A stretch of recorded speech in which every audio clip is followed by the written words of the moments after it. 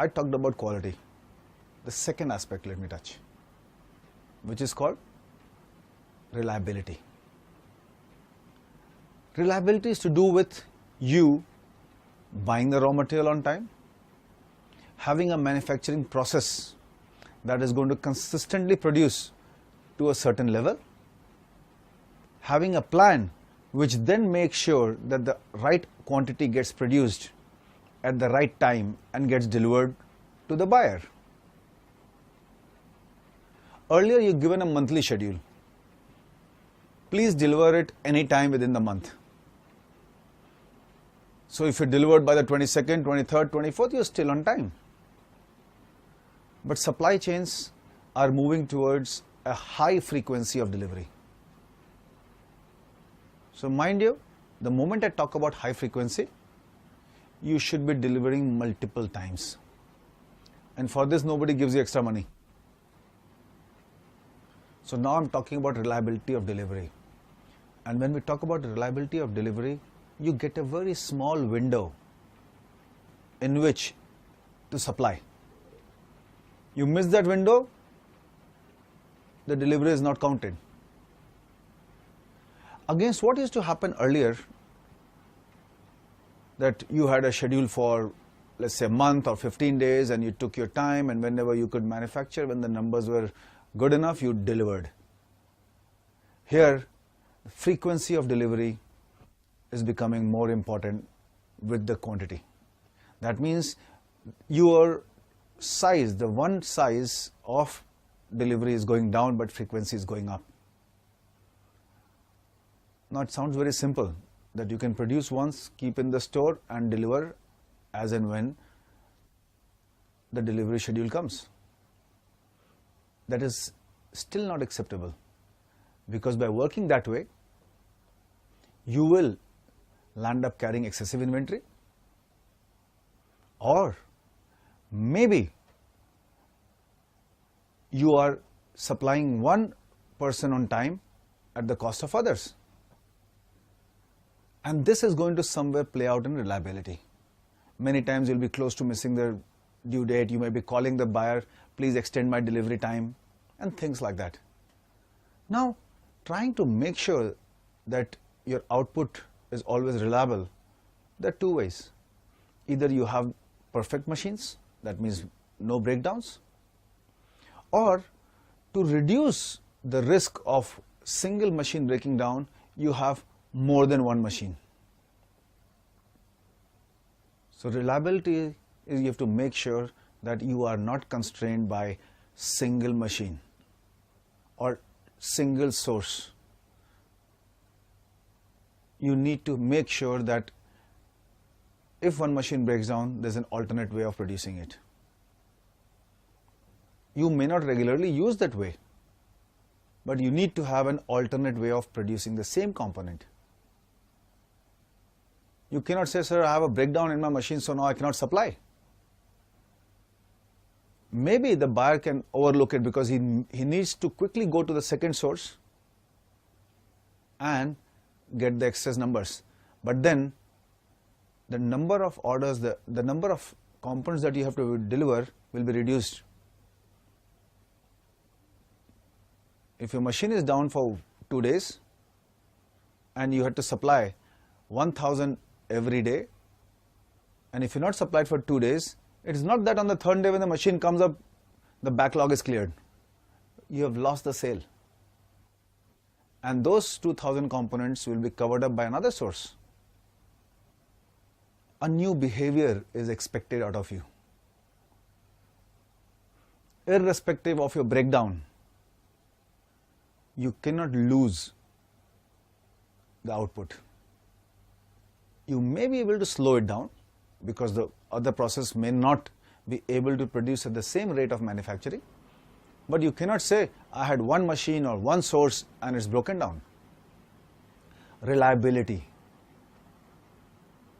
So nobody is going to come and tell you if you have broken down and you're not able to supply. Nobody is going to come and tell you, oh, why didn't you supply? But if you are stopping their line, they'll not only come and shout on you, they may even put a penalty on you. So missed delivery, you'll be penalized. And sometimes the penalty is more than the cost of your components. So understand one thing, that once they give you a schedule, you have to deliver. How you organize yourself to deliver is your output, is your outlook. So quality, different behavior. Reliability of delivery, second way. A very easy way of making sure that your reliability is high or your confidence in delivering on due date is high is to know how to manage your operations, plus make sure that there are more than one ways of doing the same component. Do not rest till you have found an alternate source within your company to work on it. Let's come to the third part. The third part is your capacity to produce.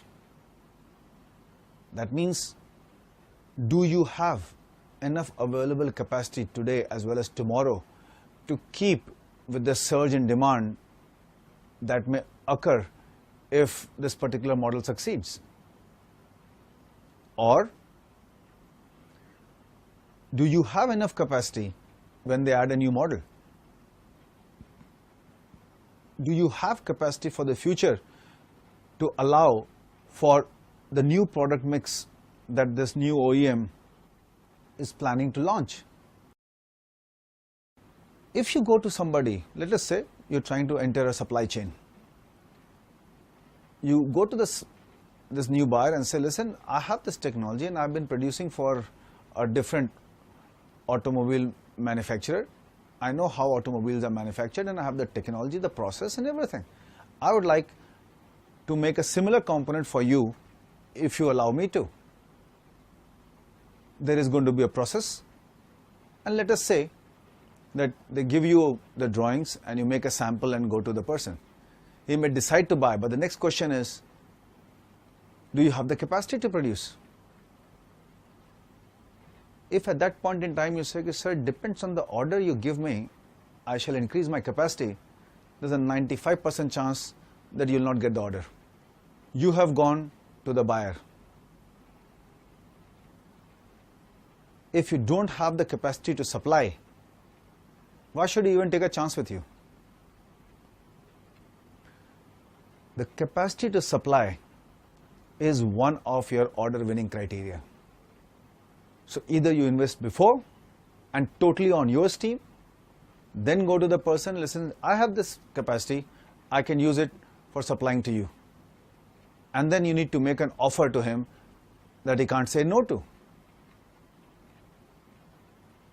How you understand the requirements of this buyer and the new supply chain is going to increase your chances of entering the supply chain. So the behaviors are now changing. Many times we think that let me get the demand, that means let me get some orders and then I'll start investing in production. This is a behavior pattern which was acceptable 20 years ago. That means you wanted an assurance and that confirmed order gave you the assurance. So you went ahead and took the risk of investing the capital. This behavior was when capital was a constraint. 20 years ago, India had capital constraint. Anybody who managed to get a loan or a good amount of investment, his business worked. But today, capital is not the constraint. Your ability to manage your operations with high productivity is the constraint. People talk about, oh, the return on capital is not very high. The reason why it is not high because the productivity is not very high. And you are managing it from the mindset of when capital was a constraint. These new behaviors, which are now the need of new supply chains, need to be incorporated, and they need to be analyzed and thought through so that you can become a supplier who can enter supply chains. it is not just good enough to produce a component now. In fact, a lot of technology has come in which makes production of a component easier. Let me rephrase it. Old times, the labor content, that means the skill levels of a labor required to make a component, was substantially higher than the work done by the machine. Over a period of time, the machine part has gone up and the labor part has gone down. So machine does most of the work and labor does a very small amount of work. Setting, mounting, dismounting, checking, preempting any breakages, reporting, getting material, all these are secondary behaviors, not the core in converting the raw material into finished goods. When the labor content is going down, we need to manage our operations in a new way. One thing is sure, that the reliability of the output has gone up because fair amount of work is being done by the machine. But what is the labor doing during the time when the machine is working? This is what led to one worker handling more than one machine. And since now there is an availability of capital, one can actually buy machines which are, you can say, self-loading, or they have higher level of automation. The reason why you buy automated machine is only one, that the output is more consistent. The moment you realize also that the labor content is less, the chances of you increasing productivity is going to be less, because the machine will keep repeating its process at the same time. And since the labor content has gone down anyway, the chances of you increasing labor efficiency is also gone. So now you are left with machine. It has secured you a minimum output, and this is where now your labor force or your people are going to work towards doing improvement processes, that how can we get better out of the machine. Over a period of time, machine is going to depreciate. Cost of labor is going to go up. But the cost of labor going up may not be the only reason why the cost of operation is going up. Because in your process, you have depended very heavily on this labor to provide the gap between one process and another. That means from one machine to another. And it is this labor content which is slowing the output and hence the productivity of the system. Behavior of automation and increasing capacity and knowing where to put your efforts to improve the processes is going to be one major driving factor in our manufacturing units making more money. Just because there's a new process, you install a new man. And if a process is going down, you put another man to overlook it. These are very old ways of working, where we were from the mindset that labor is cheaper than machine. As time progresses, capital goes cheaper, machine will become cheaper than labor. How are you going to plan your operations then? How are you going to use the labor so that the machine keeps working? How are you going to make sure that the machine works 24 hours?